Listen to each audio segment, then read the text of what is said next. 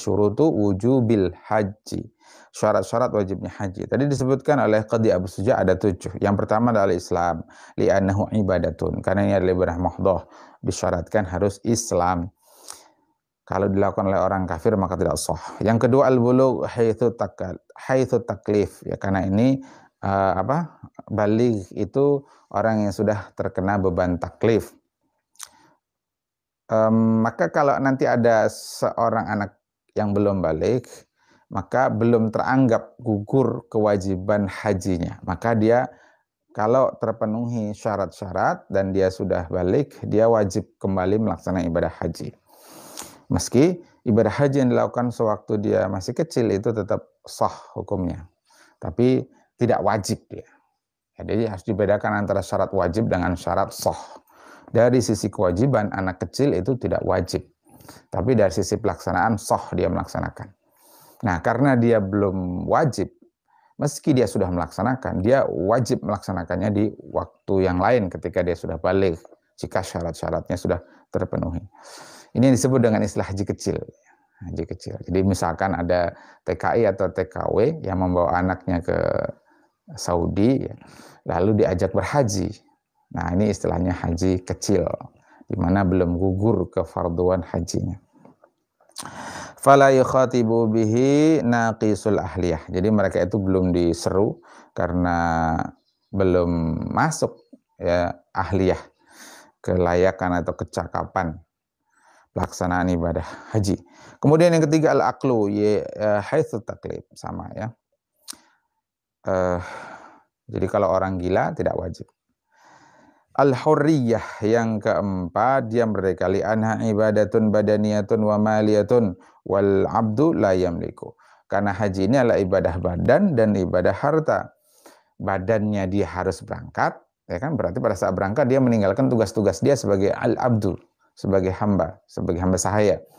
Begitu pula kalau dia berangkat, maka dia memerlukan zat, tadi kan, perbekalan, ya, harta, sementara dia tidak punya harta. Harta dia milik tuannya, milik majikannya. Nah, berarti dia tidak ahliyah, tidak memiliki hak untuk itu, la yamliku. Maka tidak wajib itu hurriyah. Tapi kalau dia melaksanakan bagaimana? Sah. Diajak, maksudnya misalkan diajak majikannya, misalkan sah. Baik, kemudian yang kelima, wujuduz zadi warrahilah, adanya bekal, ya, harta dan kendaraan. Allati tuslahu lahu wa wujudut ta'ami wasyarabi wal iqamah. Ada makanan, bekal tadi ya, makanan, minuman dan iqamah. Wa ayyamlika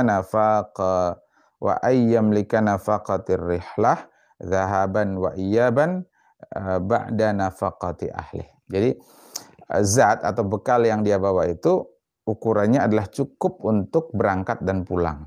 Jadi bukan sekedar untuk berangkat lalu di sana meminta-minta, ya, di Mekah misalkan meminta-minta untuk biaya pulang. Nah, ini tidak boleh. Itu tidak takwa. Yang disebut takwa adalah fatazawwadu fa inna khairaz zadi taqwa. Berbekalah. Nah, berbekal di situ itu berbekal dalam Al-Jami' li Ahkamil Quran disebutkan bekal yang cukup untuk berangkat haji dan pulangnya. Dan itu adalah sebaik-baik bekal bagi orang yang bertakwa. Kalau dia hanya berpikir sekali berangkat lalu ke sana meminta-minta, nah itu dia tidak dianggap bertakwa karena dia meniatkan diri untuk menjadi peminta-minta. Nah, lain halnya kalau dia sudah berbekal, misalkan lalu kemudian di tengah jalan dibegal orang atau dicopet orang dompetnya. Nah, lalu akhirnya dia memohon uluran tangan dari orang lain untuk bisa pulang. Nah, itu lain cerita, ya. Itu ada musibah yang sedang menimpa dia. Begitu pula harus ada harta untuk nafkah keluarganya, menjadi tanggungan dia selama dia berangkat. Gitu. Liqaulihi ta'ala walillahi 'alan nasi hijjul baiti man istata'a ilaihi sabila. Dan kepada Allah lah manusia, atau Allah telah wajibkan haji, ya, kepada manusia bagi yang mampu untuk melaksanakannya. Jadi ada syarat istitoah di sana, syarat sanggup, syarat mampu. Nah, mampu di sinilah wujudiz zat warrahilah itu dalam penjelasan sebuah hadis. Kemudian yang keenam adalah takhliyatut tariq ai amnut tariq, amannya perjalanan. Wa khalwuhu 'anil a'da awil qutta'it tariq, qutta'it ta qutta'it tariq. Jadi tidak ada musuh di tengah jalan yang menghadang atau ada para begal. Nah, disinilah pentingnya jalur perjalanan haji yang aman begitu. Nah, itulah kemudian mungkin yang menjadi dasar dari khilafah Utsmaniyah dulu membuat jalur rel kereta api dari Turki ke Hijaz. Ya itu. Karena memang ini bagian dari riayah syu'unil ummah, pelayanan urusan umat, di mana seorang imam itu adalah ra'in, dia pengembala. Wal imamu ra'in wa huwa mas'ulun an ra'iyatih. Seorang pengayom, pelindung, pelayan rakyatnya, dan dia akan diminta pertanggungjawaban atas pelayanannya tersebut. Itulah kemudian mendasari khilafah Utsmaniyah saat itu membuat jalur kereta api khusus Turki ke Hijaz. Dan dipastikan aman perjalanannya. Nah, itu untuk ini tadi memenuhi syarat takhliyatut thariq, amannya perjalanan. Kemudian yang ketujuh yang terakhir adalah imkanul masir, ay yabqa minal waqti ma yatamakkanu minhul hajju minas safari ila Makkah li ada'in nusuk. Yakni adanya waktu ya yang memungkinkan bagi seorang yang hendak berhaji itu melakukan safar menuju Makkah untuk melaksanakan manasik haji. Jadi waktunya cukup. Kalau waktu pelaksanaannya habis ya nggak sempat dia. Kalau dulu ya, orang dulu itu kan ya karena perjalanannya lama begitu. Jadi memang harus dipersiapkan betul. Kalau sekarang apalagi para pejabat itu mereka datang belakangan pulang duluan.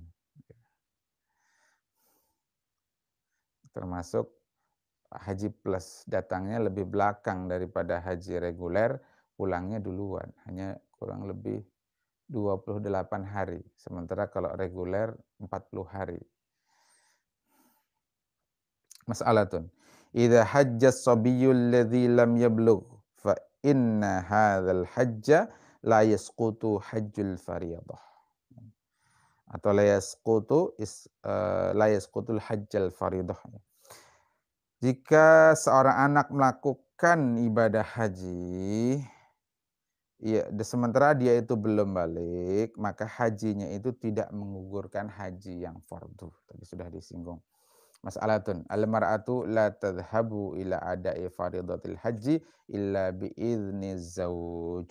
Seorang perempuan itu tidak boleh melakukan perjalanan haji, ya, haji fardu sekalipun, illa bi'iznil zauj, kecuali mendapat izin dari suaminya. Wa in adina lahu bil khuruji fala budda an takhruja ma'adhi mahramin au ma'a niswatin thiqatin. Kalau suaminya telah mengizinkan, dia juga tidak boleh berangkat, tidak otomatis boleh berangkat. Dia harus disertai dengan mahramnya atau disertai dengan wanita yang thiqah, yang bisa dipercaya. Yang ya bukan wanita yang khianat atau biasa berkhianat. Ini menurut madhab Imam Asy-Syafi'i bahwa boleh gitu ya. Boleh disertai dengan wanita yang thiqah. Alasannya karena, dan ini khusus untuk haji fardu atau nanti umrah fardu. Adapun umrah sunnah atau haji sunnah, misalkan sudah yang kedua dan seterusnya, umrah begitu juga, dua dan seterusnya, bukan yang fardu, yakni haji atau umrah Islam istilahnya, atau haji atau umrah nadar. Nah, kalau yang sunnah tadi harus disertai dengan mahram, tidak boleh dengan wanita sesama wanita meskipun siqah. Nah, jadi bolehnya ada wanita yang siqah ini khusus untuk haji yang wajib, yang fardu, umrah yang wajib, fardu. Itu ketentuan dalam mazhab Imam Asy-Syafi'i. Sementara memang ada khilaf dalam hal ini. Sebagian ulama yang lain mengatakan tetap tidak boleh. Dia harus disertai dengan mahramnya. Mahram, ya laki-laki, bukan perempuan. Nah, inilah pendapat yang dipilih oleh Syekh Al-Alimul Jalil, Syekh atau Abu Rastah. Beliau juga menyatakan harus mahram, bukan sesama wanita. Wallahu ta'ala alam bissawab. Karena ada khilaf di sini. Far'un qala ta'ala walillahi 'alan nasi hajjul baiti man istata'a ilaihi sabila. Faqad fassara al-istita'ata Rasulullah sallallahu alaihi wasallam biqaulihi az-zadu warrahilatu. Jadi Nabi sallallahu alaihi wasallam telah menafsirkan istita'ah. Jadi istita'ah di sini menjadi maf'ul bih ya, muqaddam. Faqad fassara istita'ata Rasulullah. Jadi Rasulnya fa'ilnya. Dengan hadis beliau az-zadu warrahilah. Bekal dan kendaraan. Rawahu Tirmidzi. Wa tahaqqaqal tahaqqaqu berarti tatahaqqaqul istita'atu bi ayyamlikal hajju nafaqatahu dhahaban wa iyaban ba'da nafaqati ahlih. Jadi terwujudlah istita'ah itu jika seorang yang berhaji itu memiliki nafkah, ya biaya untuk berangkat dan pulang serta biaya atau nafkah untuk keluarga yang ditinggalkan. Kelas terakhir anwaul istita'ah. Jenis-jenis istita'ah. Ada dua jenis.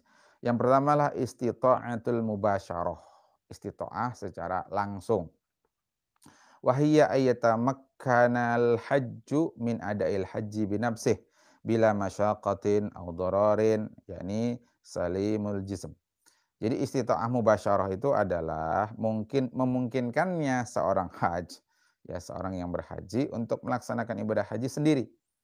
Ya, melaksanakan sendiri, ya langsung dirinya sendiri yang melakukan. Bila masyaqatin, tanpa disertai adanya masyaqah. Dia sehat orangnya. Kalau misalkan haji, insyaallah lancar. Berarti tidak ada masyaqah baginya. Dia masih muda. Sehingga kalau dia melakukan sendiri tidak timbul masyaqah atau bahaya bagi dirinya. Ya inilah keselamatan diri fisiknya. Kemudian yang ba'la istita'atu ghairu mubasyarah. Ada juga istita'ah yang tidak mubasyarah. Wahiyya ayyamlikal insanul mala. Ada orang yang punya harta. Alladzi yaj'aluhu, yang itu menjadikan dia yanibu may yahujju anhu. Dia mengupah orang, ya, mencari ganti atas dirinya untuk melaksanakan ibadah haji bagi dirinya. Lima rodin au kibari sinin, disebabkan karena dia itu sakit, stroke misalkan, tidak bisa melaksanakan haji, stroke berat. Kalau masih bisa didorong dengan kursi roda, dia sangat berhajat untuk berangkat, boleh.